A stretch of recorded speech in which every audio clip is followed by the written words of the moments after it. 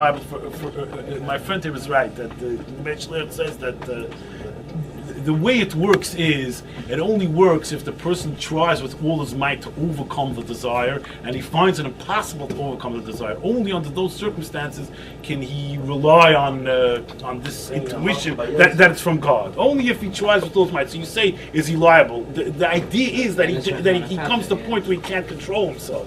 So it's difficult to speak about liability, although it has to be, it can't be totally that he can't control himself, because otherwise then there's nothing to talk about.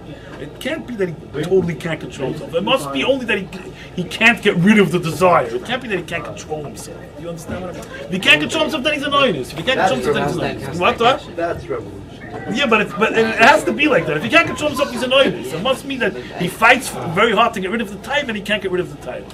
You can't go to the good, but I don't know. There's inuses that you have to be misgabbed also. If the mamish can't be misgabbed, it's annoying. Okay, so then you have to commit suicide. Okay. You have to commit suicide. Zimri should have committed suicide. What do you mean? That's a ganze Scheiße to commit suicide. It's the machloikes and Tunstad with the cicada. It brings a few times. The place it brings by Yosef. Like this, the Yosef tried everything. Right. Till he said, God, I can't anymore. I can't anymore. Right. Then God. So he's saying that always has to be that. Your mamish can't anymore. Yeah. But I have a problem with that. No, you understand my problem. My problem is if your mamish can't, then it's annoying. If you just can't overcome the desire, then there's nothing to talk about anymore. So what you're saying is good. I understand that. It brings also one time. It brings this place. And Yosef just reacts. It brings by a guy that he came to a town and he wanted to go to some hookah, and he went to ask if there was a mikveh in the town. He said no, so he didn't. Yeah, it's a gemara. He brings it that you see that the only reason why he wants to stay in this, because after this he can go away, but if he cannot, he has to stay with his sin. He would never do it. Yes. So, it brings it always has to be something that even you want it, but you have to find that you cannot do it. I don't understand. What are you trying to say? How much do you want it? What's the situation? Even you want it, and you cannot. After this, you can do tshuva. Or either you cannot. It's not in your hand. It brings those two places a lot of. But one thing is that you just can't hold yourself back. That is that you can do tshuva. Something that. What do you mean that you can't do tshuva? What do you mean that you can't do tshuva? Like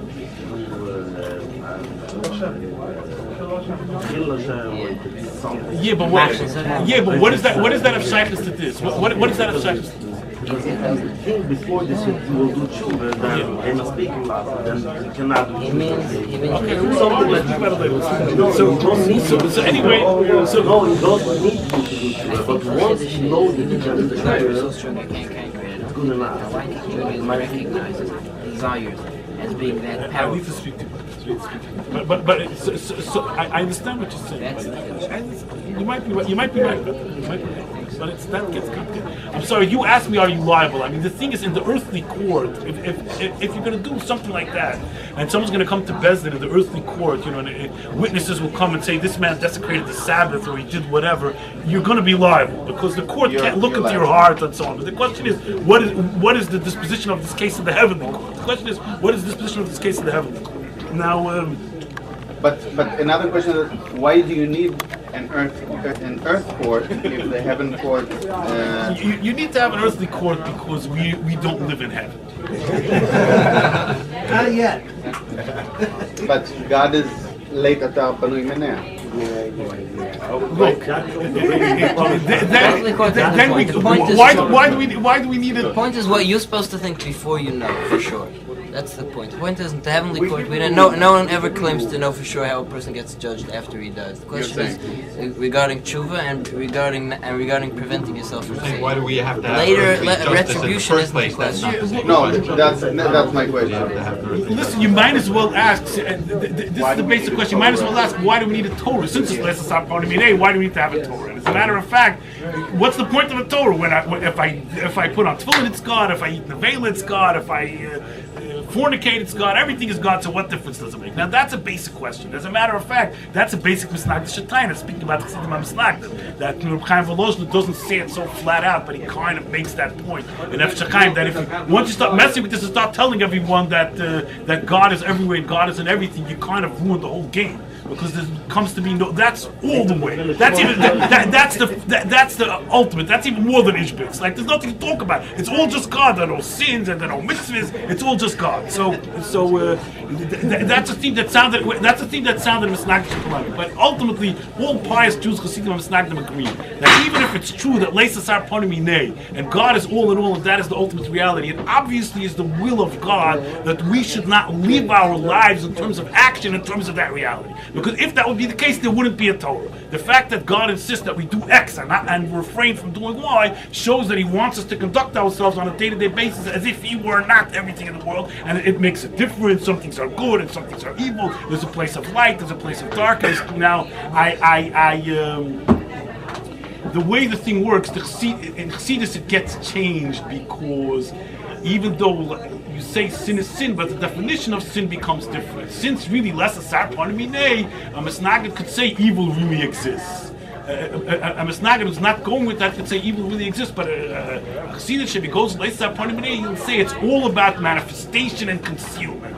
The sin is not real, the evil is not real, but the point about sin and the point about what we call evil is that evil is something that hides God. Evil is something that conceals God, that doesn't allow God's presence to be manifest in the world.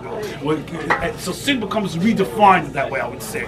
But it doesn't really matter practically. You may not sin. What's happening when you're sinning is not that you're really doing something against the will of God, because ultimately you can't. You're not really pushing away God's presence from the world, because ultimately you can't. But you're contributing to the concealment of God's presence. You're getting in the way of the manifestation of God's presence, and the goal is that God's presence should ultimately be manifest.